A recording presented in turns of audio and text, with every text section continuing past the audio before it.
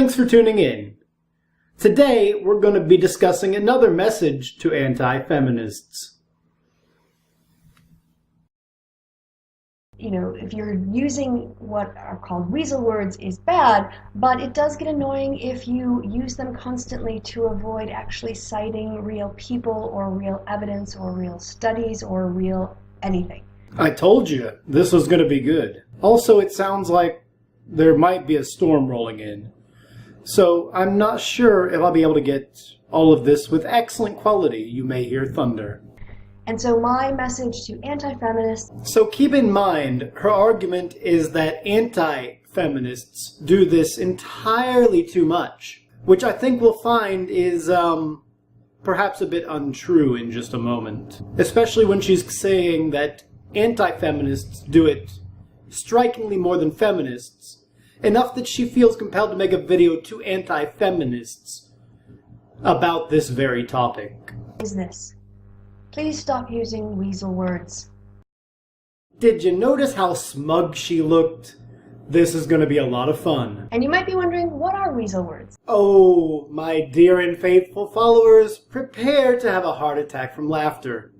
Well, except Ranthony. This is going to be a running gag now, because Ranthony might actually die of laughter.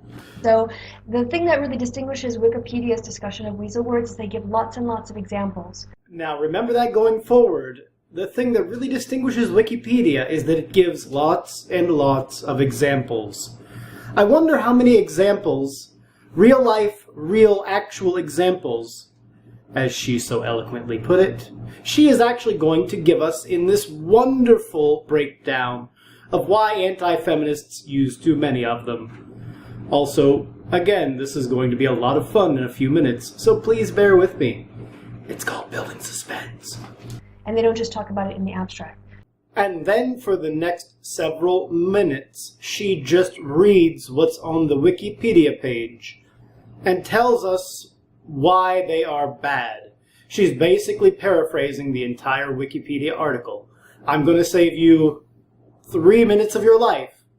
We're going to skip right to the end of this exposition.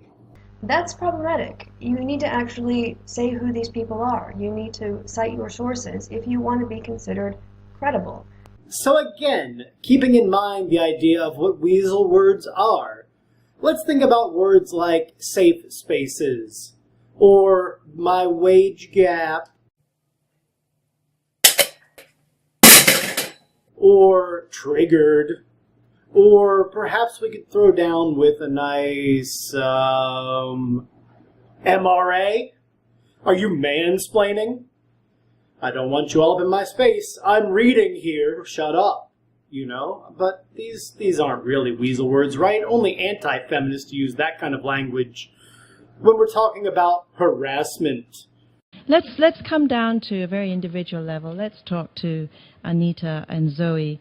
Zoe, perhaps, you first, in your personal and work environment, what have you witnessed as being most effective in addressing this kind of violence against women?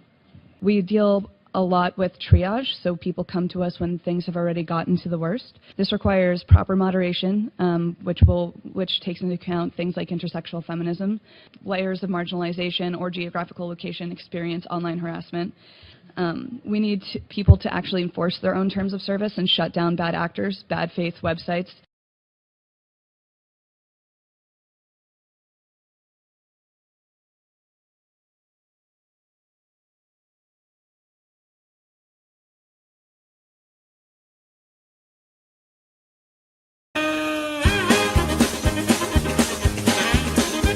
In the form of criticism. Who on earth would expect a feminist to use these weasel words? That's problematic. You need to actually say who these people are. Certainly no. It only applies when anti-feminists are doing it, right? It's just a kind of special pleading, I think. But even beyond that, it's straw man to hell. And she's basically saying, oh yeah, just anti-feminists, whoever those people are. Another nice weasel word, which allows you to apply it to anyone who doesn't agree with you. You guys remember Melissa Click, the professor from the University of Missouri who tried to use intimidation tactics on journalists. This video is amazing. I'm laughing in my head, but I have to be serious for you.